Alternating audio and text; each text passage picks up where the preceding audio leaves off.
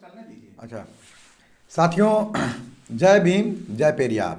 मैं आपके सामने डॉक्टर देवेंद्र प्रताप यादव।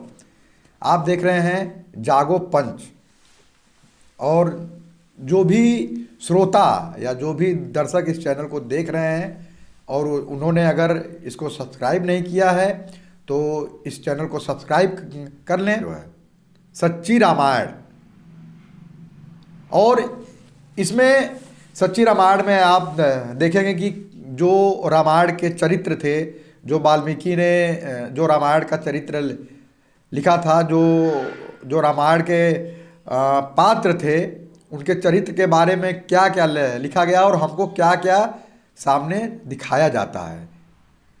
रामायण का सबसे प्रमुख पात्र राम थे, जिसके इर्द गिर्द पूरी रामायण की कहानी घूमती है। जो है और आज हम उसी राम के चरित्र के विषय में चर्चा करेंगे। जो है कि जो राम का चरित्र हमको दिखाया जाता है, जिसे हमें बताया जाता है कि राम मर्यादा पुरुषोत्तम थे, और जो चरित्र पेरियार ने लिखा था, जो है क्या उन दोनों चरित्र एक हैं या उन दोनों चरित्र में विभेद हैं।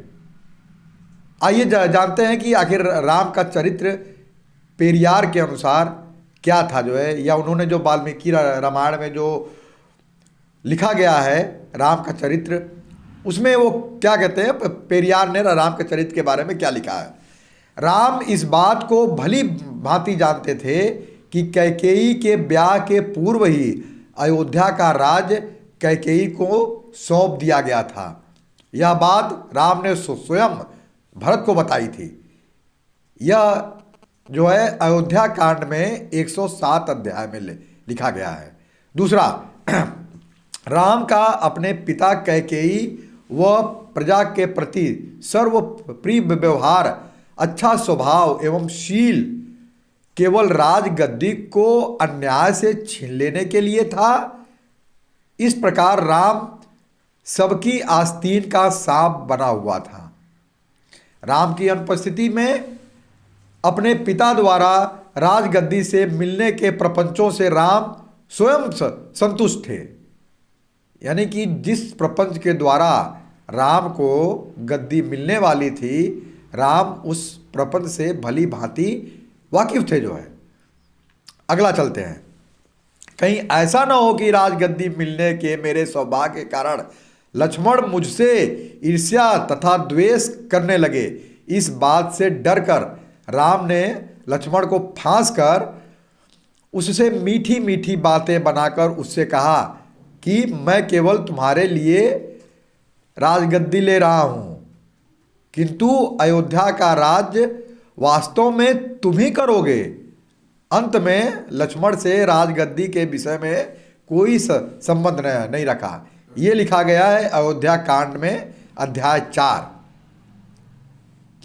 राज तिलकोत्सव सफलतापूर्वक संपन्न हो जाने में राम के हृदय में आद्योपांत संदेह बना रहा।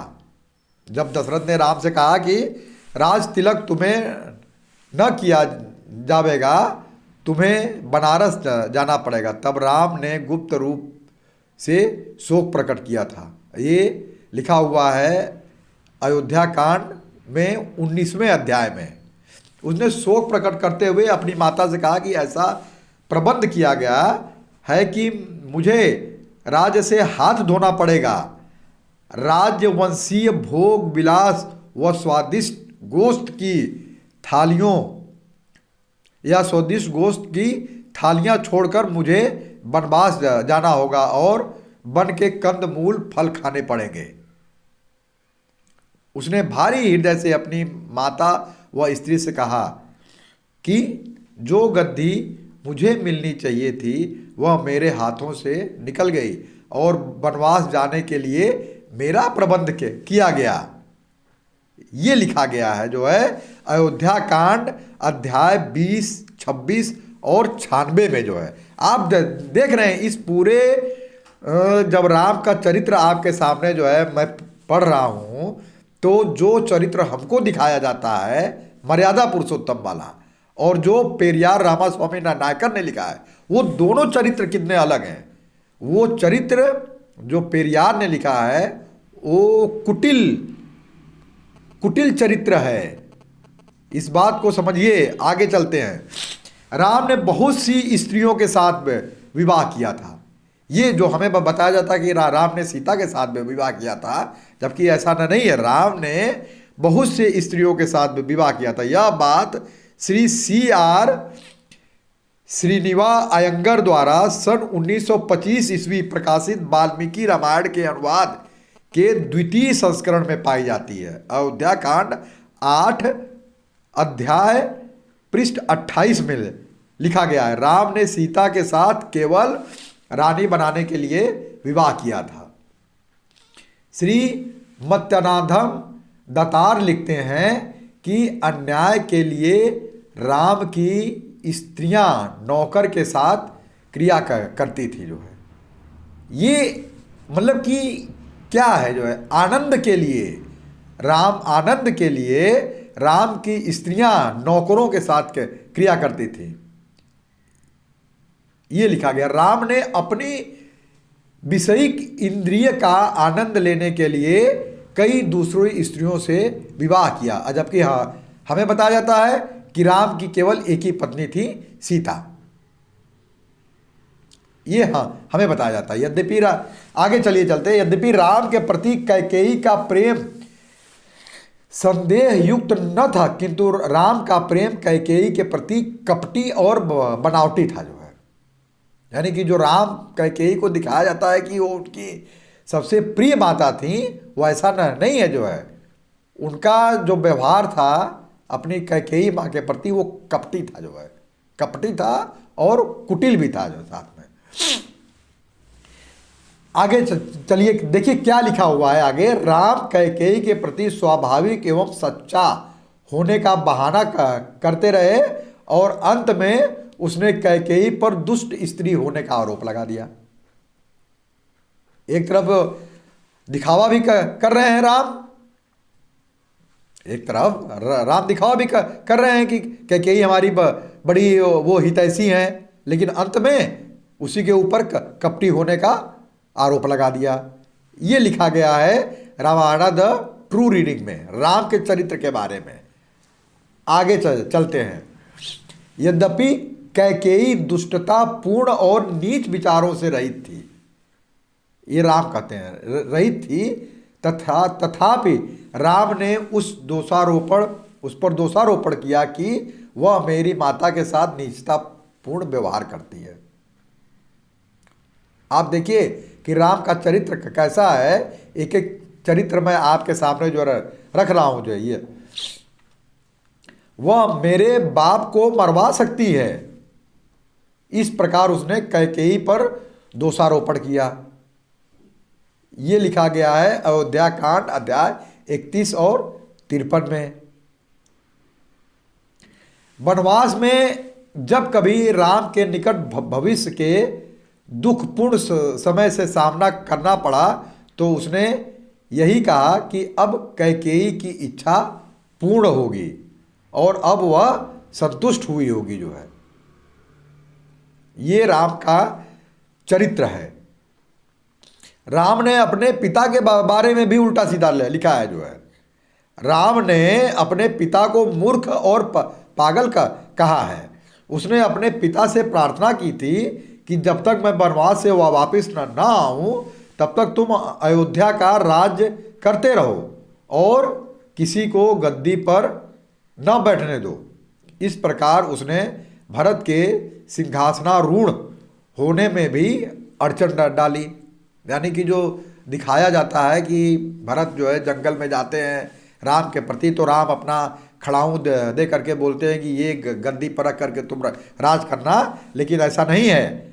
ऐसा अयोध्या कांड में लिखा हुआ है अध्याय 34 में कि राम ने स्वयं भरत के शासन करने में या भरत के राजपाट हासिल करने में या भरत के राजगद्दी पर बैठने में उसने राम ने अड़चन डाली। जो है ये नहीं कहा कि खड़ा ऊँट ले जा करके चले जाओ और राजपाट करते रहो, जो हमको आपको दिखाया जाता है जो है।